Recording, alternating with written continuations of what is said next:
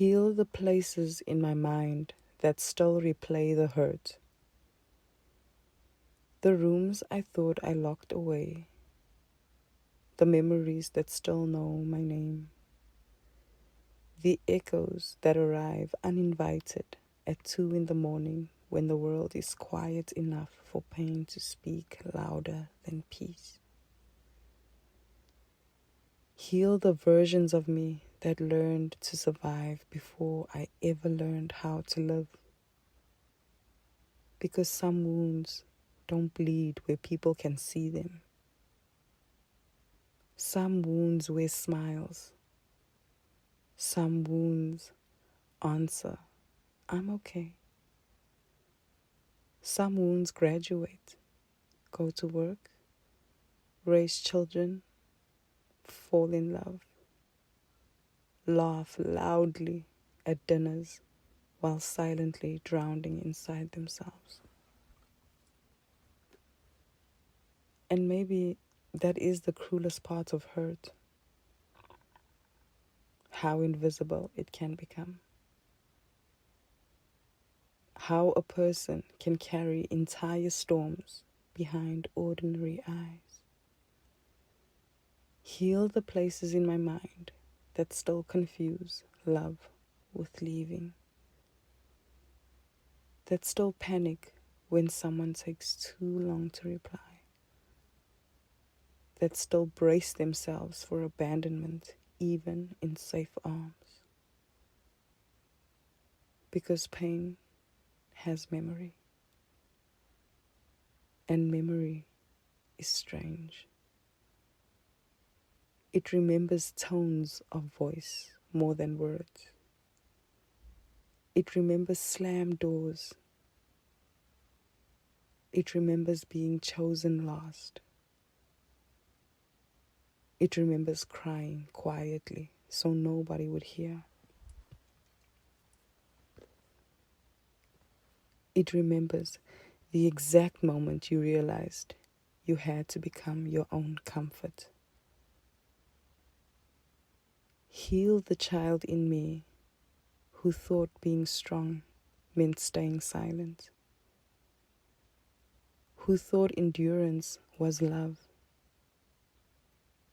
Who thought shrinking herself would make her easier to keep.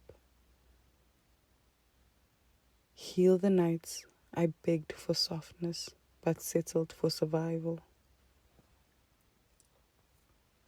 The nights I called myself difficult because people mishandled my heart. The nights I apologized for needing reassurance after life taught me that stability could disappear overnight. Heal the places in me that still expect disaster after every beautiful thing. Because sometimes I don't know how to trust happiness. Sometimes joy feels temporary, like a guest that will leave without saying goodbye. So I hold it carefully, way too carefully. As if loving something deeply automatically means preparing to lose it. And I'm tired. Tired of flinching at tenderness. Tired of overthinking kindness. Tired of reading between lines that were never written. Tired of fighting battles that already ended years ago, but still live inside my body like they pay rent there. Heal the places in my mind that replay conversations I should have forgotten. The ones where I was made to feel small. The ones where my voice shook. The ones I revisit, trying to rewrite the ending as if memory can be edited by enough regret. But regret is a cruel storyteller. It always makes you believe you could have saved yourself if you had just spoken different, loved harder, stayed quieter, left sooner.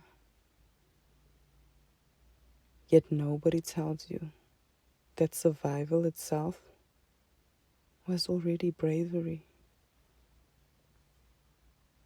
Nobody tells you that making it through was enough. Heal the anger in me that pretends to be numbness.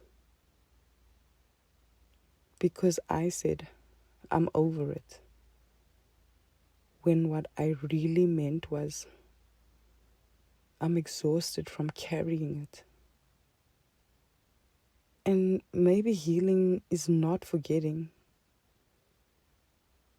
Maybe healing is remembering without reliving. Maybe it's looking at your scars without reopening them.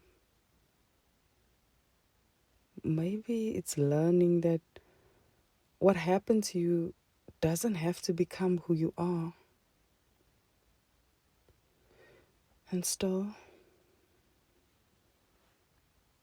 some days are harder than others.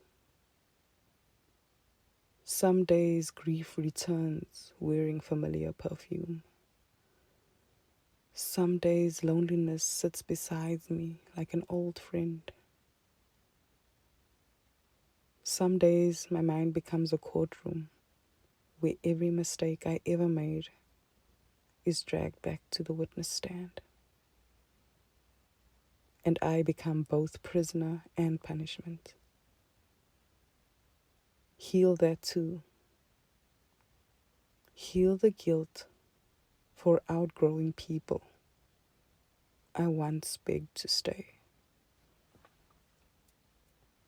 Heal the shame of not being healed already.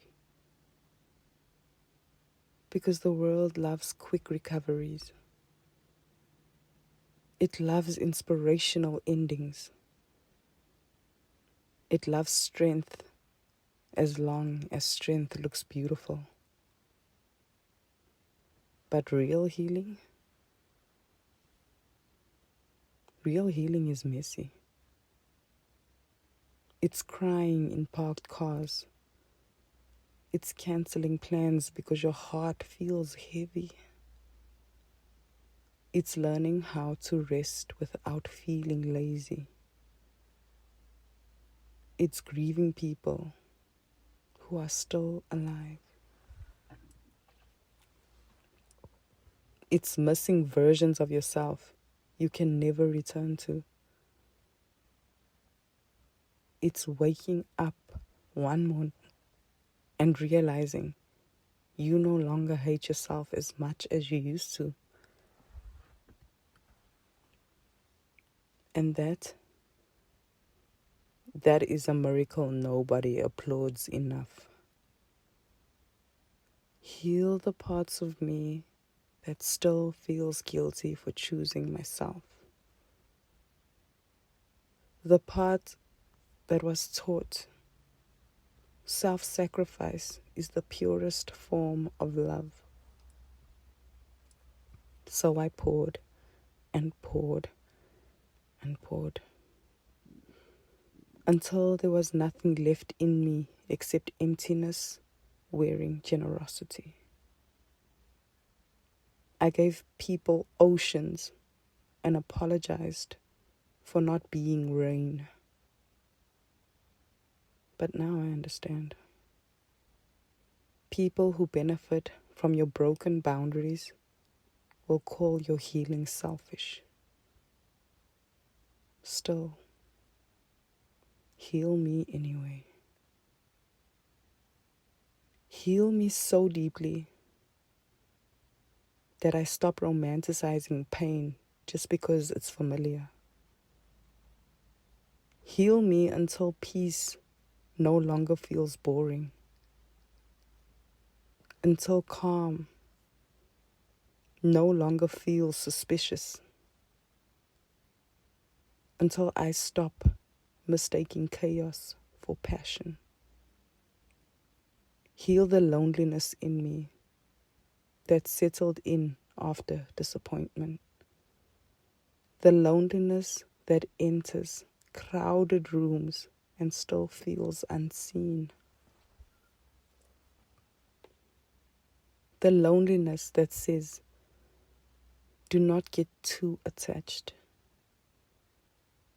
The loneliness that keeps one foot out the door because loss has happened before. Heal the places in my mind that replay every betrayal like a film I never bought tickets to watch. Because trust, once broken, echoes through future relationships.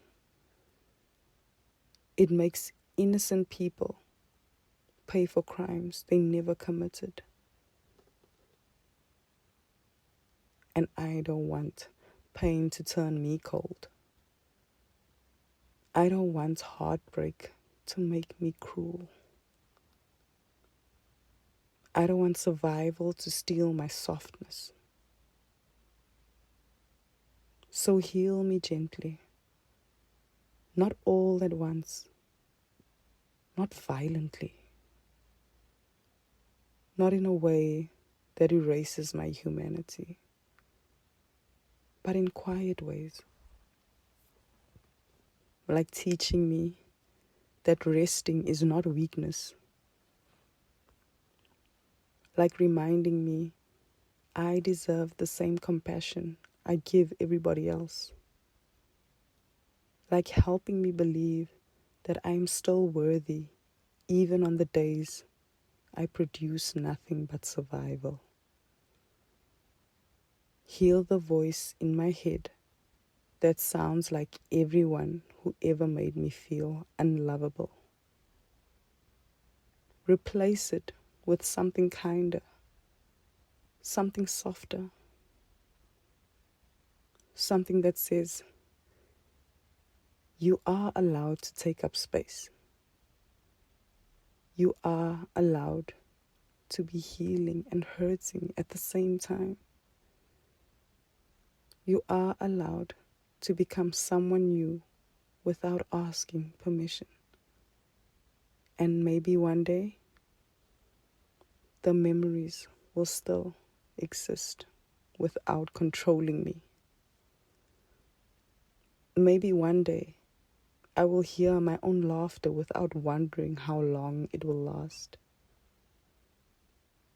Maybe one day, love will arrive, and I will not search it for hidden exits. Maybe one day, my nervous system will finally learn that it is safe here, safe to rest, safe to trust, safe to stay. Until then, I will keep trying. Even on the days my healing feels invisible. Even on the days I relapse into old fears. Even on the days I mistake survival instincts for personality traits. I will keep trying. Because there is still a version of me I have not met yet. A version untouched by constant fear. A version that sleeps peacefully.